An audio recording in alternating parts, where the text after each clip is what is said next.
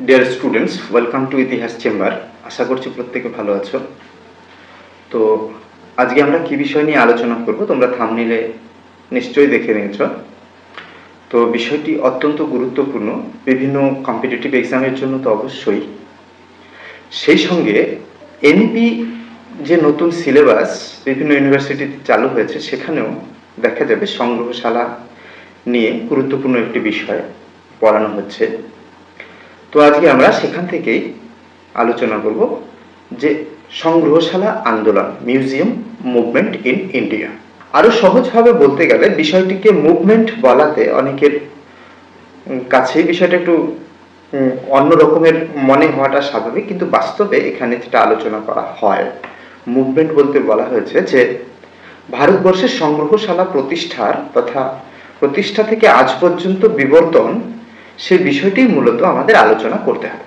তো শুরু করার আগে এই চ্যানেলে যারা নতুন তাদেরকে রিকোয়েস্ট করবো চ্যানেলটি সাবস্ক্রাইব করে নোটিফিকেশনটি অন করে দিতে, যাতে পরবর্তী ভিডিওগুলো খুব সহজেই পেয়ে যাও, এবং ভিডিওটি অবশ্যই লাইক করবে। লাইক আমাদের ইন্সপিরেশন যোগাবে নিশ্চিতভাবে। তো আমরা শুরু করছি ভারতের সংগ্রহশালার বিবর্তন বা মিউজিয়াম মুভমেন্ট ইন ইন্ডিয়া।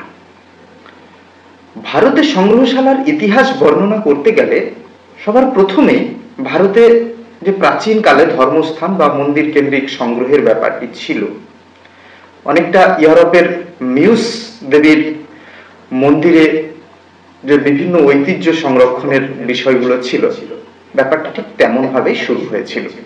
ইউরোপের গির্জাগুলোর মতো বা মন্দিরগুলোর মতো দক্ষিণ ভারতের অনেক মন্দির ও দেবস্থানে দেখা যাবে অমূল্য সব অলংকার, রত্নরাজি, ধাতুপাত্র, হাতির দাঁত এবং অন্যান্য জিনিস দিয়ে তৈরি অলংকার, আসবাবপত্র, পূজার সরঞ্জাম ইত্যাদি কিন্তু সংরক্ষিত থাকতো এবং এখনো আছে। যদিও তাকে আমরা সংগ্রহশালা বলতে পারি না, কিন্তু এই সকল সংগ্রহের উপর ভিত্তি করে পরবর্তীকালে অনেকগুলো সংগ্রহশালার উদ্ভব হয়েছিল ভারতবর্ষে, সেই ইতিহাস কিন্তু আমরা পাবো। উদাহরণ হিসেবে আমরা বলতে পারি তাঞ্জোরের বৃহদেশ্বর যে মন্দির রয়েছে, সেখানে ওই মন্দিরের সংগ্রহকে ভিত্তি করে সংলগ্ন একটি সংগ্রহশালা তৈরি হয়েছে, যেটি পরবর্তীকালে সরস্বতী মহল প্রাসাদে স্থানান্তরিত হয়েছে।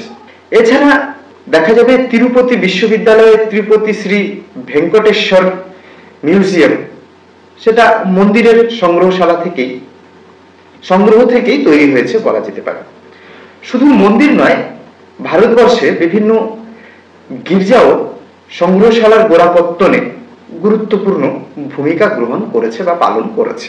এর মধ্যে উদাহরণ হিসেবে আমরা বলতে পারি সেন্ট ফ্রান্সিস চার্চের যে সংগ্রহশালা, সেটার কথা। পশ্চিমবঙ্গের শ্রীরামপুর মিশনারি পরিচালিত উইলিয়াম ক্যারি মিউজিয়াম, সেই সংগ্রহশালার কথা বলতে পারি। এছাড়া হরিদ্বার গুরুকুল মিউজিয়াম, অমৃতসরের সেন্ট্রাল শিখ মিউজিয়াম, ঠিক আছে।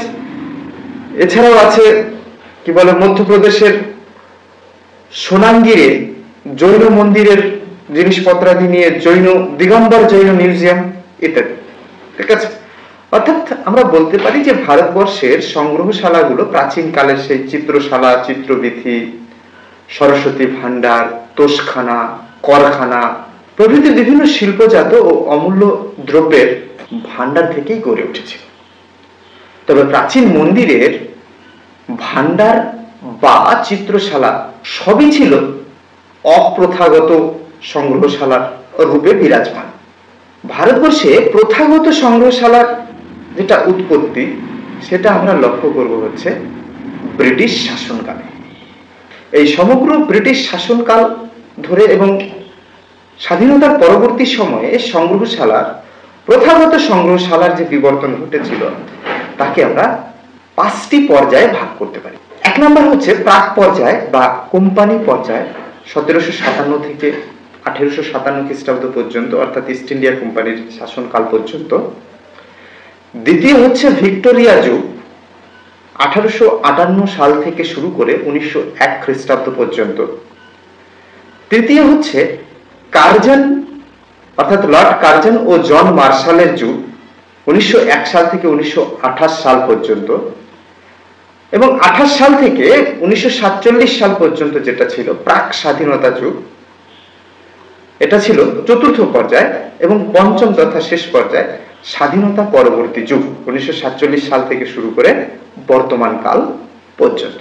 বলছে এই যে সংগ্রহশালা, এই সংগ্রহশালার বিবর্তনের ইতিহাসে যেটা প্রথম যে প্রাক পর্যায় বা কোম্পানি পর্যায়, সে সম্পর্কে বলা যেতে পারে যে ভারতে সংগ্রহশালা নির্মাণের ক্ষেত্রে এই পর্যায়ে কোনো সুনির্দিষ্ট পরিকল্পনা সরকারের কিন্তু ছিল না।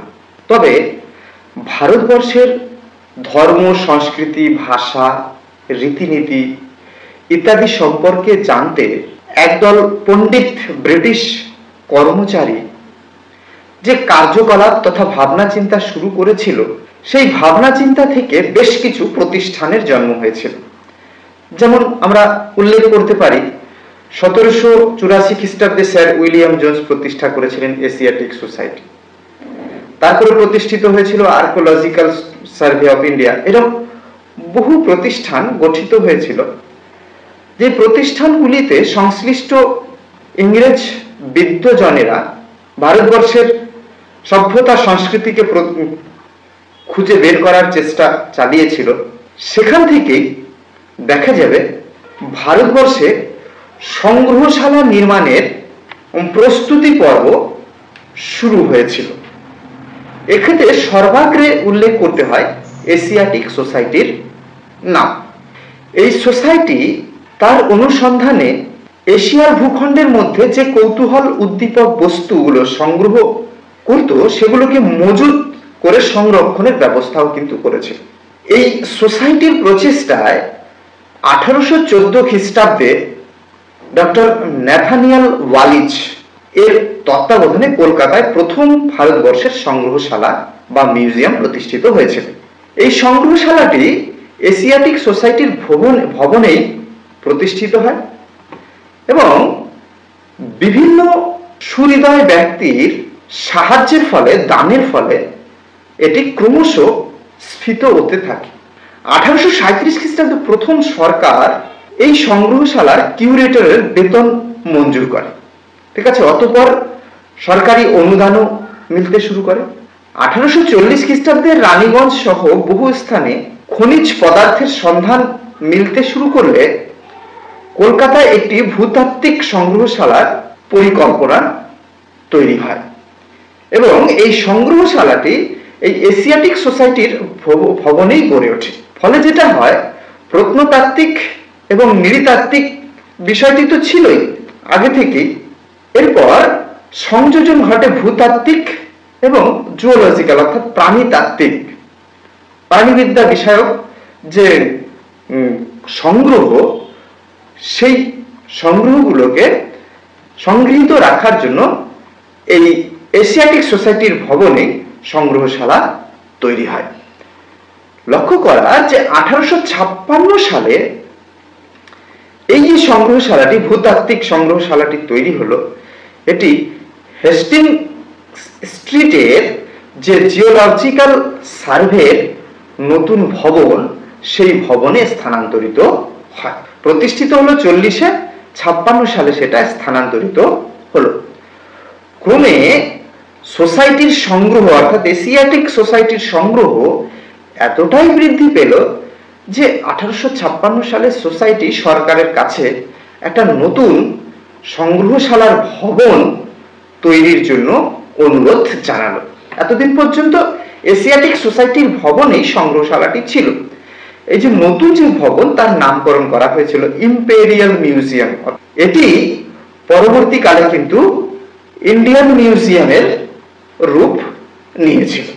1866 সালে ইন্ডিয়ান মিউজিয়াম অ্যাক্ট অনুসারে ইন্ডিয়ান মিউজিয়াম গঠিত হলে এশিয়াটিক সোসাইটি যেটা করেছিল, তার বই, পত্রিকা, ছবি, মানচিত্র ইত্যাদি বাদে বাকি যে সংগ্রহ ছিল সবই এই ইন্ডিয়ান মিউজিয়ামকে অর্থাৎ ইম্পেরিয়াল মিউজিয়ামকে অর্পণ করেছিল। 1875 সালে তা চৌরঙ্গি রোডের নতুন ভবনে স্থানান্তরিত হয় এবং এই যে সংগ্রহশালাটি 1878 সালে সাধারণ দর্শকের জন্য উন্মুক্ত করে দেওয়া হয়। ইতিমধ্যে 1856 সালে মাদ্রাজে সেন্ট্রাল মিউজিয়াম স্থাপিত হয়েছে। এর তত্ত্বাবধানে আরো 6টি স্থানীয় মিউজিয়াম গড়ে উঠেছে, যার মধ্যে রাজামুদ্রি মিউজিয়ামটি আজও টিকে আছে। 1851 সালে বোম্বাইয়ে গ্র্যান্ড মেডিকেল কলেজে প্রথম মেডিকেল মিউজিয়াম গড়ে উঠেছিল। অর্থাৎ বলতে পারি যে অসংগঠিত ভাবে প্রশাসনের কোনো সুনির্দিষ্ট চেষ্টা না থাকলেও দেখা যাবে বেশ কয়েকটি মিউজিয়াম গড়ে উঠেছিল কোম্পানি শাসনকালে। বলা যেতে পারে এই সময় ভারতবর্ষে মিউজিয়াম প্রতিষ্ঠার গোড়াপত্তন ঘটেছিল। এরপরে আসে ভিক্টোরিয়া যুগ, দ্বিতীয় সময়। কবে শুরু হয়েছিল ভিক্টোরিয়া যুগ? 1858 খ্রিস্টাব্দে মহারানী ভিক্টোরিয়ার শাসন ক্ষমতা গ্রহণ করবে। এই 1858 থেকে 1901 খ্রিস্টাব্দ পর্যন্ত সময়কালকে বলা হচ্ছে ভিক্টোরিয়া যুগ। এই সময় মূলত 1861 খ্রিস্টাব্দে আর্কিওলজিক্যাল সার্ভে অফ ইন্ডিয়া প্রতিষ্ঠিত হলে ভারতে সংগ্রহশালা প্রতিষ্ঠার ক্ষেত্রে একটা জোয়ার আসে। 1864 সালে লখনৌ এবং নাগপুরে সংগ্রহশালা প্রতিষ্ঠিত হয়। 65 সালে বেঙ্গালোরে, 67 সালে ফৈজাবাদে, 68 সালে দিল্লি মিউনিসিপ্যাল মিউজিয়াম, 72 সালে কলকাতায় ইকোনমিক মিউজিয়াম, 74 সালে মথুরা গভর্নমেন্ট মিউজিয়াম প্রতিষ্ঠিত হয়। অর্থাৎ বেশ কিছু মিউজিয়াম এই ভিক্টোরিয়া যুগে প্রতিষ্ঠিত হয়েছিল। এছাড়াও ত্রিচুর, উদয়পুর, ভোপাল, রায়পুর, রাজকোট, পুনা, বরোদা, ভাবনগড় ইত্যাদি বহু স্থানে এই সময় কিন্তু মিউজিয়াম বা সংগ্রহশালা গড়ে উঠেছিল। অর্থাৎ মিউজিয়াম প্রতিষ্ঠার যে গোড়াপত্তন কোম্পানি শাসনে হয়েছিল ভিক্টোরিয়া যুগে, সেটা কিন্তু বহুদূর অগ্রসর হয়েছিল। নেক্সট আমরা দেখব লর্ড কার্জন ও জন মার্শালের যুগ। এই সময় বলা যেতে পারে ভারতবর্ষের সংগ্রহশালা প্রতিষ্ঠার একটা সুবর্ণ যুগ। অর্থাৎ 20 শতকের শুরু থেকে কার্জন এবং আর্কিওলজিক্যাল সার্ভে অফ ইন্ডিয়ার ডিরেক্টর জন মার্শালের উদ্যোগে ভারতবর্ষের সংগ্রহশালা স্থাপনে একটা নতুন যুগের সূত্রপাত হয়েছে। এই সময় লক্ষণীয় বৈশিষ্ট্য যে সরকারের গুরুত্বপূর্ণ নীতি ছিল প্রাপ্ত স্থান থেকে বস্তুকে স্থানান্তরিত না করে, যাতে করে কোনো রকম ক্ষতি তার না হয়, সেই বিষয়টি লক্ষ্য রেখে প্রত্নক্ষেত্রেই সংগ্রহশালা গড়ে তোলার একটা ট্রেন্ড কিন্তু এই সময় শুরু হয়েছিল। এই নীতি অনুসারে উক্ত সময়কালে অর্থাৎ 1901 থেকে 1929 খ্রিস্টাব্দের মধ্যবর্তী সময়ে দেখা যাবে যে 28 খ্রিস্টাব্দের মধ্যবর্তী সময়ে যেটা দেখা যাবে যে এই সময় সারনাথ, সাঁচি, নালন্দা, যোধপুর, খাজুরাহো, বিজাপুর, আগ্রা, দিল্লি অর্থাৎ যেখানে যেখানে প্রত্ন কেন্দ্র আছে সেই প্রত্ন কেন্দ্রের পাশেই প্রত্ন বস্তু সমূহকে সংগ্রহ করে সংগ্রহশালা স্থাপনের চেষ্টা দেখা গিয়েছে এবং সেখানে একটা বড় সংখ্যক সংগ্রহশালা অর্থাৎ প্রত্ন কেন্দ্র সংগ্রহশালা গড়ে উঠেছে।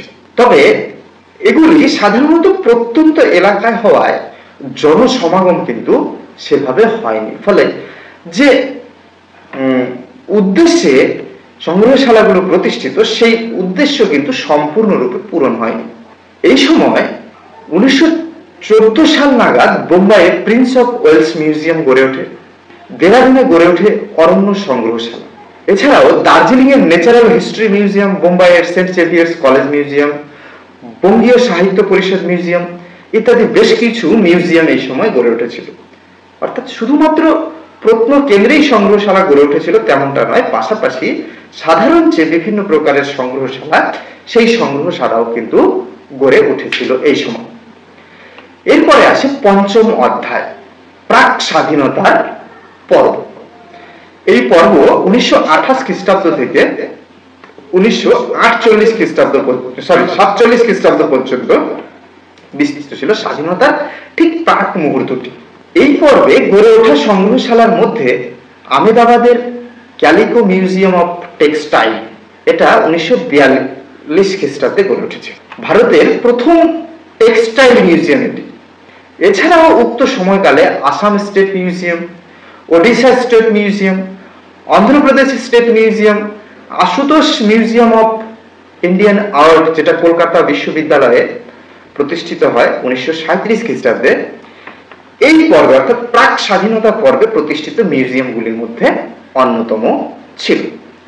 আধুনিক পর্যায়ে সবচেয়ে বড় ঘটনা যেটা 1949 খ্রিস্টাব্দের 15ই আগস্ট ন্যাশনাল মিউজিয়ামের উদ্বোধন হয়েছিল। 1960 সালে এটি দর্শকদের জন্য উন্মুক্ত হয়েছিল। এখানে 5000 বছরের পুরনো দ্রব্য সহ প্রায় 2 লক্ষ বস্তু সংগৃহীত আছে। স্বাধীনোত্তর পর্বে প্রতিষ্ঠিত অন্য আরেকটা বিখ্যাত মিউজিয়াম হলো হায়দ্রাবাদের সালার জং মিউজিয়াম। হায়দ্রাবাদ রাজপরিবারের যে সংগ্রহ, সেই সংগ্রহের উপর ভিত্তি করে এই মিউজিয়ামটি গড়ে উঠেছিল। এই পর্বে 1956 সালে দিল্লিতে ক্রাফট মিউজিয়াম, 68 সালে Chandigarh government museum of art gallery, 1954 সালে জম্মু কাশ্মীরে ডোগরা আর্ট গ্যালারি ইত্যাদি প্রতিষ্ঠিত হয়েছিল। স্বাধীনতার পর বিজ্ঞান ভিত্তিক সংগ্রহশালা প্রতিষ্ঠিত হতে শুরু করেছিল, অর্থাৎ একটা নতুন ট্রেন্ড ভারতবর্ষের সংগ্রহশালা, বিজ্ঞান ভিত্তিক সংগ্রহশালা, বৈজ্ঞানিক সংগ্রহশালা। 1959 সালে CSIR, আমরা এটার সাথে অনেকেই পরিচিত, council of scientific and industrial research, বিভিন্ন পরীক্ষায় এর পুরো নাম আসে council of scientific and industrial research. এই সংস্থার উদ্যোগে কলকাতায় Birla industrial and technological museum গড়ে ওঠে। একে ভারতের বিজ্ঞান সংগ্রহশালার জননী বলা যেতে পারে। 1965 সালে ব্যাঙ্গালোরে এবং 1974 সালে মুম্বাইয়ে বিজ্ঞান সংগ্রহশালা গড়ে ওঠে। 1953 সালে শিলংয়ে গড়ে ওঠে অ্যানথ্রোপোলজিক্যাল মিউজিয়াম অর্থাৎ নৃতাত্ত্বিক মিউজিয়াম। ছত্তিশগড়ে 72 সালে এই নৃতাত্ত্বিক সংগ্রহশালা গড়ে উঠেছিল। 1978 সালের গুরুত্বপূর্ণ ব্যাপার হচ্ছে NCSM, national council of science museum, NCSM, national council of science museum গড়ে ওঠে, যার তত্ত্বাবধানে বর্তমানে 25টি বিজ্ঞান কেন্দ্র এবং সংগ্রহশালা রয়েছে। ঠিক আছে, অর্থাৎ স্বাধীনতার পরে বিজ্ঞান সংগ্রহশালা নির্মাণের একটা জোয়ার কিন্তু নতুন ভাবে লক্ষ্য করা যায়। আর পূর্ববর্তী যে সংগ্রহশালাগুলো ছিল সেগুলোর তত্ত্বাবধানে ম্যানেজমেন্টেও কিন্তু গুরুত্বপূর্ণ পরিবর্তন আসে স্বাধীন ভারত সরকারের উদ্যোগে। এই স্বাধীনতা পরবর্তী সময়ে গুরুত্বপূর্ণ ল্যান্ডমার্ক ছিল 1977 সালে ইন্দিরা গান্ধী রাষ্ট্রীয় মানব সংগ্রহশালা প্রতিষ্ঠা। ঠিক আছে, কবে ইন্দিরা গান্ধী রাষ্ট্রীয় মানব সংগ্রহশালা প্রতিষ্ঠিত হয়? 1977 সালে। এইভাবে দেখা যাবে এশিয়াটিক সোসাইটির উদ্যোগে ভারতবর্ষে যে সংগ্রহশালা প্রতিষ্ঠার প্রস্তাবনা বলতে পারি আমরা সূচনা হয়েছিল, তা স্বাধীনতা পরবর্তী সময়ে একটা ফুলে ফলে পল্লবিত হয়ে ভারতবর্ষে সংগ্রহশালা প্রতিষ্ঠার ক্ষেত্রে অর্থাৎ জনশিক্ষার ক্ষেত্রে একটা গুরুত্বপূর্ণ সেক্টর কিন্তু বিকশিত হয়েছিল। আশা করছি প্রত্যেকে বুঝতে পেরেছ এবং নোট নিতে পেরেছ।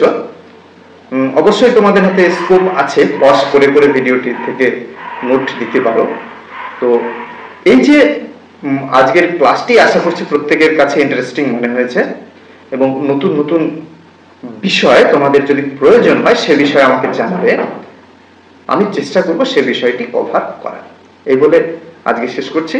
সকলে ভালো থেকো, অনেক অনেক ধন্যবাদ।